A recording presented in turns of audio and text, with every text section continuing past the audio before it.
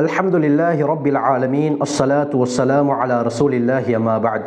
கண்ணியத்திற்குரிய இறைவனின் நல்லடியார்களே, அல்லாஹ்வின் சாந்தியும் சமாதானமும் என்றென்றும் நம் அனைவர் மீதும் உண்டாவதாக.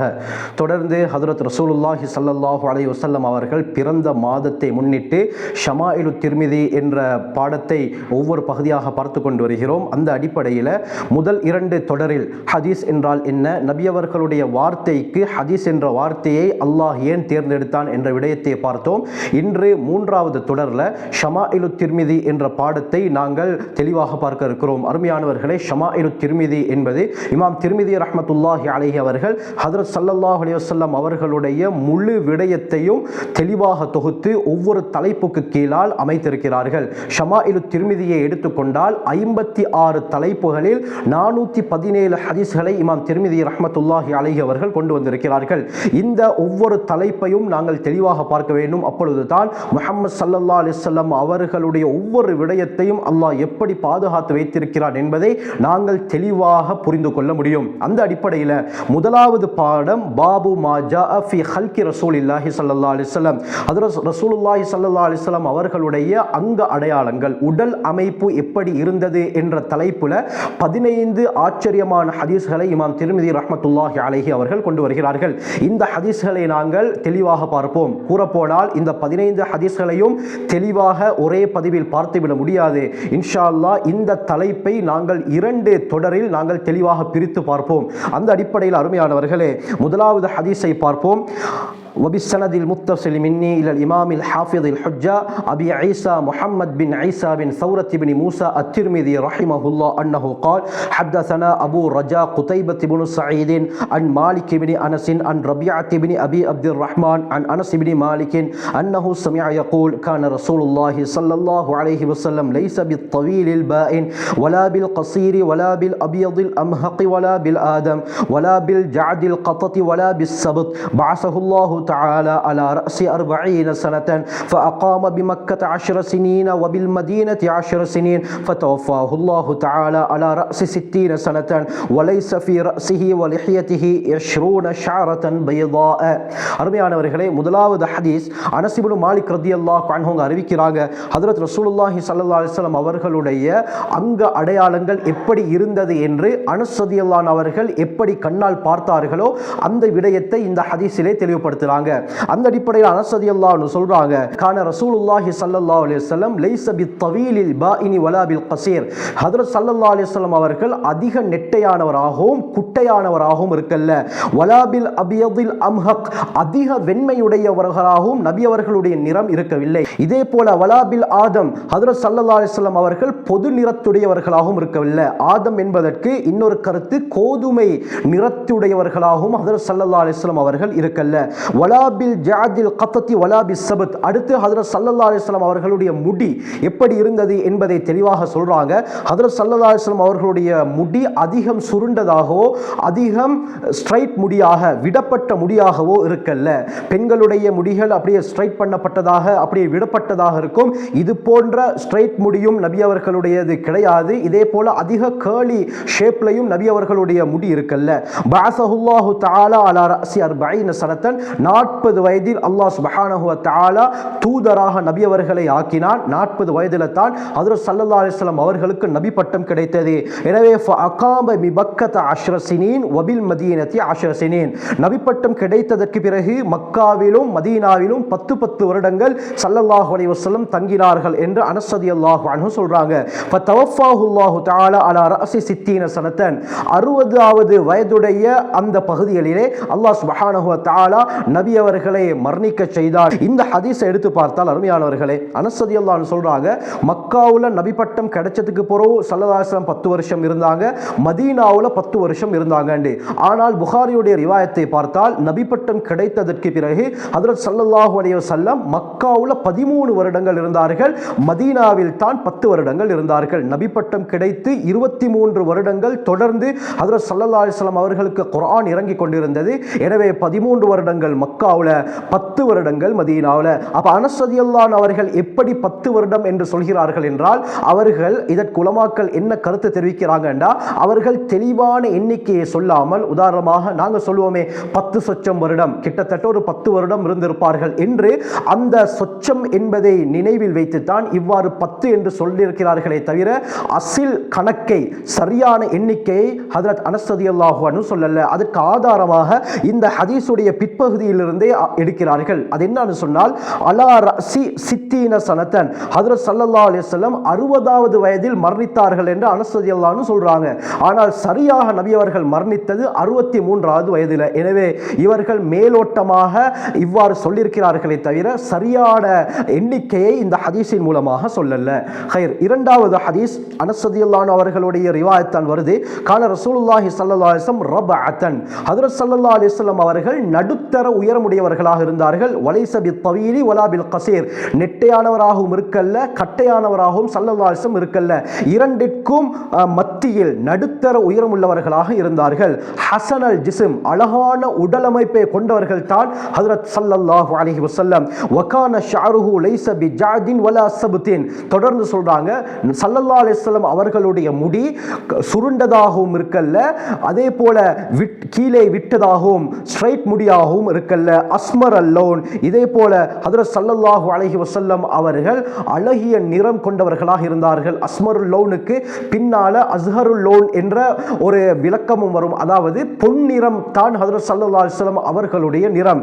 இதா மஷா யதகஃபு, சொல்லிவிட்டு சொல்றாங்க ஹஜ்ரத் ஸல்லல்லாஹு அலைஹி வஸல்லம் நடந்து சென்றால் முன் சாய்ந்த நிலையில், சற்று முன்னால் சாய்ந்தவர்களாகத்தான் ஹஜ்ரத் ஸல்லல்லாஹு அலைஹி வஸல்லம் நடந்து செல்வார்கள். அதற்கு என்ன காரணம் என்று சொன்னால், நடையில் கூட நான் நபி, நான் பெரிய ஆள் என்று பெருமை பிடித்த நிலையில் நடக்காமல் எப்பொழுதுமே பணிவுடன் இருக்க வேண்டும் என்பதை சஹாபாக்களுக்கு, மக்களுக்கு உணர்த்த வேண்டும் என்பதற்காகத்தான் ஸல்லல்லாஹு அலைஹி வஸல்லம் சற்று குனிந்தவாறு நடந்து செல்வார்கள் என்பதாக மார்க் அறிஞர்கள் இதற்கு தெளிவான ஒரு கருத்தை தெரிவிக்கிறார்கள். அடுத்த ரிவாயத் பரா பின் ஆசிப் ரலியல்லாஹு அன்ஹு அவர்களுடைய ரிவாயத். கான ரசூலுல்லாஹி ஸல்லல்லாஹு அலைஹி வஸல்லம் ரஜுலன் மர்பூஅன், ஹஜ்ரத் ஸல்லல்லாஹு அலைஹி வஸல்லம் அவர்கள் நடுத்தர உயரம் உள்ளவர்களாக இருந்தார்கள். ஹஜ்ரத் பரா பின் ஆசிப் ரலியல்லாஹு அன்ஹு அவங்க நபி அவர்களிடத்திலே என்னென்ன தன்மைகளை பார்த்தார்களோ அதை அவர்கள் விவரிக்கிறார்கள். மேலுள்ள ரிவாயத் அனஸ் ரலியல்லாஹு அன்ஹு எப்படி நபி அவர்களை பார்த்தாங்களோ அந்த அடிப்படையில் விவரிக்கிறாங்க. இந்த ஹதீஸ்ல பரா பின் ஆசிப் ரலியல்லாஹு அன்ஹு சொல்றாங்க, பைன மா பைனல் மன்கிபைன், இரண்டு புஜத்துக்கு மத்தியிலே தொலைவு இருக்கும், அதாவது இரண்டு புஜங்கள் அகன்றதாக இருக்கும். இப்படியாப்பட்ட உடல் அமைப்பு மிகவும் அழகானதாக இருக்கும். அருமையானவர்களே, இந்த காலத்தில் ஹேண்ட்ஸம் என்று பல விடயத்தை வைத்து முடிவு செய்வார்கள். அதில் மிக முக்கியமான ஒரு காரணம் தான் இந்த செஸ்டுடைய பகுதி ஆண்களுக்கு விரிவாக இருந்தால் அது அவர்களுடைய உடலமைப்புக்கு ஒரு அழகை எடுத்து காட்டும். ஹஜ்ரத் ஸல்லல்லாஹு அலைஹி வஸல்லம் அவர்களுடைய உடலமைப்பு இயற்கையிலேயே இப்படித்தான் இருந்தது. சொல்லிவிட்டு சொல்றாங்க, அவீமல் ஜும்மதி இலா ஷஹ்மதி உதுனை அலைஹி ஹுல்லத்துன் ஹம்ராஉ மா ரஅய்து ஷைஅன் கத்து அஹ்ஸன மின்ஹு. ஹஜ்ரத் ஸல்லல்லாஹு அலைஹி வஸல்லம் அவர்களுடைய முடி காதுடைய சோனை வரை படர்ந்ததாக இருக்கும். ஹஜ்ரத் ஸல்லல்லாஹு அலைஹி வஸல்லம் அவர்கள் 3 முறையில் முடி வளர்த்திருக்கிறார்கள். ஜும்மா, லிம்மா, வஃப்ரா என்று சொல்லப்படும். பின்னால் அதை பற்றி நாங்கள் தெளிவாக பார்ப்போம். அதில் ஒரு முறைத்தான் ஹஜ்ரத் ஸல்லல்லாஹு அலைஹி வஸல்லம் அவர்களுடைய முடி இந்த காதுடைய சோனை வரை படர்ந்திருக்கும். சொல்லிவிட்டு சொல்றாங்க, ஹஜ்ரத் ஸல்லல்லாஹு அலைஹி வஸல்லம் அவர்கள் ஒரு சந்தர்ப்பத்தில் சிவப்பு நிற ஆடை அணிந்திருந்தார்கள். அப்படின்னு சொன்னால் வெள்ளை ஆடையில் சிவப்பு நிற டெக்கரேஷன் போடப்பட்டிருந்தது, சிவப்பு நிற கோடுகள் போடப்பட்டிருந்தது. இப்படியாப்பட்ட ஒரு செட் ஆடை, மேலாடை கீழாடை இப்படி அணிந்திருந்தார்கள். இந்த பரா பின் ஆசிப் ரலியல்லாஹு அன்ஹு சொல்றாங்க, ஹஜ்ரத் ஸல்லல்லாஹு அலைஹி வஸல்லம் அவர்களை விட அழகான எந்த பொருளையும் நான் கண்டது கிடையாது. ஷைஅன் என்ற வார்த்தையை பாவிக்கிறாங்க. நக்கிராவாக வந்திருக்கிறது. நக்கிராவாக வந்தால் உலகத்தில் உயர்தினை அகரினை எந்த பொருளை எடுத்தாலும் நபி அவர்களுடைய அழகுக்கு முன்னால் ஈடு கொடுக்க முடியாது என்பதைத்தான் இந்த நக்கிரா ஷைஅன் என்ற வார்த்தையின் மூலமாக பரா பின் ஆசிப் ரலியல்லாஹு அன்ஹு அவங்க தெளிவுபடுத்துறாங்க. அடுத்த ரிவாயத் பரா பின் ஆசிப் ரலியல்லாஹு அன்ஹு அவங்களுடைய ரிவாயத் தான்.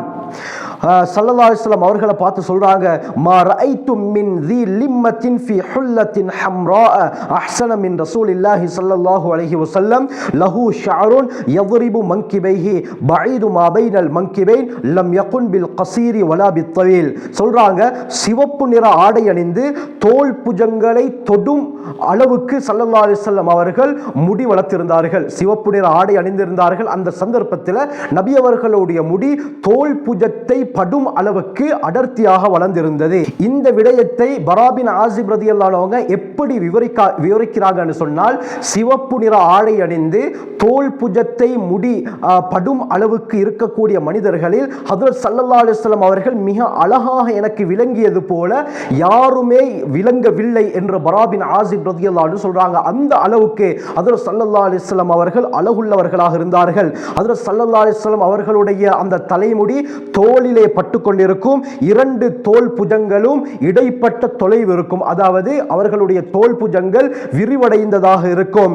ஹஜ்ரத் ஸல்லல்லாஹு அலைஹி வஸல்லம் அவர்கள் குட்டையாகவோ நெட்டையாகவோ இருக்கவில்லை என்று பரா பின் ஆசிப் ரலியல்லாஹு அன்ஹு சொல்றாங்க.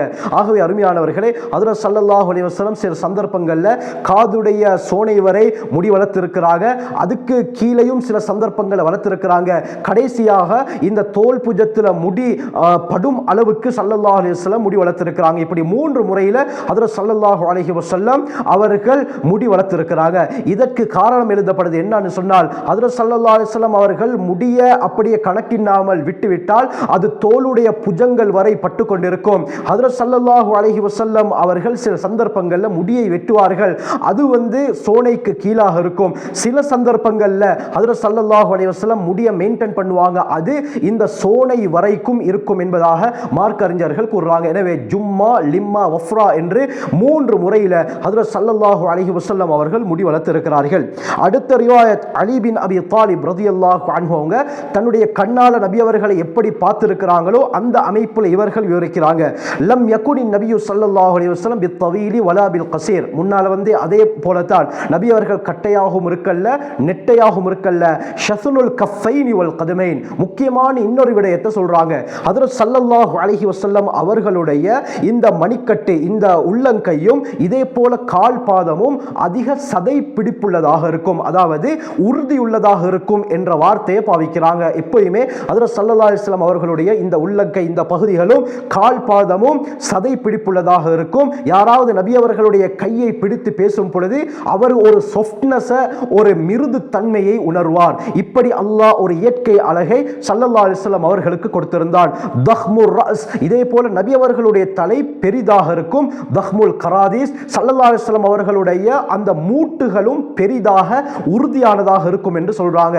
தவீலுல் மஸ்ரூபா, அடுத்து முக்கியமான ஒரு அடையாளத்தை சொல்றாங்க. தவீலுல் மஸ்ரூபான்னு சொன்னால் இந்த நெஞ்சு குழியில இருந்து தொப்புள் வரைக்கும் ஹஜ்ரத் ஸல்லல்லாஹு அலைஹி வஸல்லம் அவர்களுக்கு நீண்ட ஒரு கோடு போல ஒரு முடி இருக்கும். இது அழகாக இருக்கும் என்று அலி ரலியல்லாஹு அன்ஹு சொல்றாங்க. நெஞ்சு குழியில இருந்து தொப்புள் வரைக்கும் ஒரு கோடு போடப்பட்டது போல இருக்கும். ஆனால் அது கோடு கிடையாது, மாற்றமாக அது முடியுடைய அமைப்பு என்பதாக சஹாபாக்கள் சொல்றாங்க. அதைத்தான் அலி ரலியல்லாஹு அன்ஹு சொல்றாங்க. இதா மஷா தகஃபுஅன் கஅன்னமா யன்ஹத்து மின் சபபின். அலி ரலியல்லாஹு அன்ஹு சொல்றாங்க, ஹஜ்ரத் ஸல்லல்லாஹு அலைஹி வஸல்லம் நடக்கும் பொழுது ஒரு மலையில் இருந்து கீழே இறங்கினால் எப்படி நாங்கள் குனிந்த வண்ணம் இறங்குவோமோ இதே போலத்தான் ஸல்லல்லாஹு அலைஹி வஸல்லம் நடக்கும் பொழுது முன்னால் சற்று சாய்ந்தவர்களாக நடந்து செல்வார்கள். லம் அர கப்லஹு வலா பஅதஹு மிஸ்லஹு. நபி அவர்களை போல மிக அழகானவரை முன்னாலோ இதற்கு பின்னாலோ நான் கண்டது கிடையாது என்று ஹஜ்ரத் அலி ரலியல்லாஹு அன்ஹு சொல்றாங்க. இன்ஷா அல்லாஹ் நாளைய பதிவுல இந்த பாடத்துக்கு கீழால் வரக்கூடிய மற்ற ஹதீஸ்களை நாங்கள் தெளிவாக பார்ப்போம். முக்கியமான பல அங்க அடையாளங்கள் அடுத்து வரக்கூடிய ஹதீஸ்களிலே சொல்லப்பட்டிருக்கிறது. முஹம்மது ஸல்லல்லாஹு அலைஹி வஸல்லம் அவர்களுடைய வாழ்க்கை வரலாறை முழுமையாக அறிந்து அல்லாஹ்வுடைய நெருக்கத்தை பெறக்கூடிய கூட்டத்திலே அல்லாஹ் சேர்த்தருள்வானாக. ஜஸாக்குமுல்லாஹு கைர். வாஹிரு தஅவானா அல்ஹம்துலில்லாஹி ரப்பில் ஆலமீன்.